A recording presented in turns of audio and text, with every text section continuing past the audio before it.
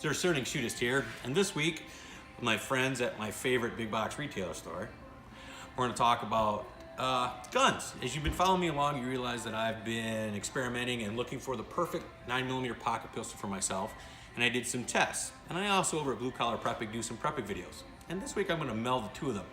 Every year, probably about this time, people talk about, guns that they set aside for friends and family in case of emergency situations, whether they be like hurricanes, floods, zombie apocalypse, what have you.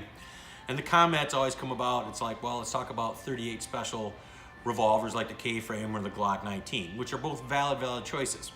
In regards to the 38 special, I'm kind of getting away from that towards my 9mm, my pocket 9mm, for the simple fact of cost and availability of ammunition. So that's going to negate that, as well as the Glock 9mm, the 19 or 17, what have you. Not that it's a fabulous gun, but again, we're talking at a price point even used that it's about $350, $400. Sometimes a little less than that. So that's also going to negate that. So if you're going to talk about spending $350 to $400, you should be looking for something along these lines here.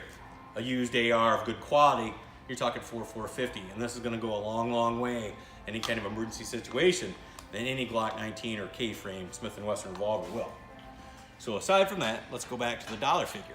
Sure, 40 Smith & Wessons, the caliber, guns in that caliber are fairly affordable, but in a not too short distance of time, they will be less affordable than the 38 Special is now, specifically about the ammunition. So, continuing on that train of thought, Kel-Tec P11. This is a gun that I reviewed in the past for the perfect pocket pistol. And it has some nice attributes, 10mm, it's 10 rounds in a magazine, and it's fairly affordable. You can find them at auctions or in used gun counters for $100 to $150, which is awesome. They got good reliability, even though sometimes they have kind of a shady reputation. But I think most of that's social media driven. I've had lots of Kel-Tecs. I've always been very happy. Now, having said that, in my review of that, we talked about a couple of things that you could do to make it better. So last week I went to the Kel-Tec page, website, looking for said parts. This is no longer supported on the Kel-Tec website, the official company website. There is no listing of this model, the P11, or its parts. So regardless of the price point, away it goes. So, while I'm standing here looking at the availability of used guns and affordability, I come up with this. This is a High Point Arms. This is a C9. And yes, I know it's ergonomic like a brick, but it's also a used price at around $110.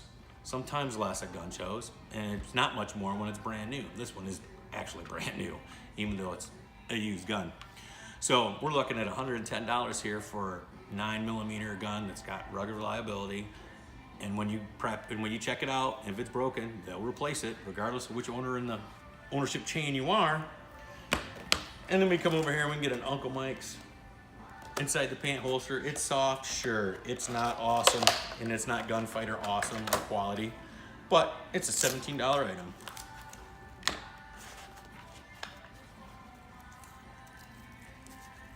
And just like that, now I have a 9mm pistol that holds 8 rounds and a handy little holster for about $135 out the door.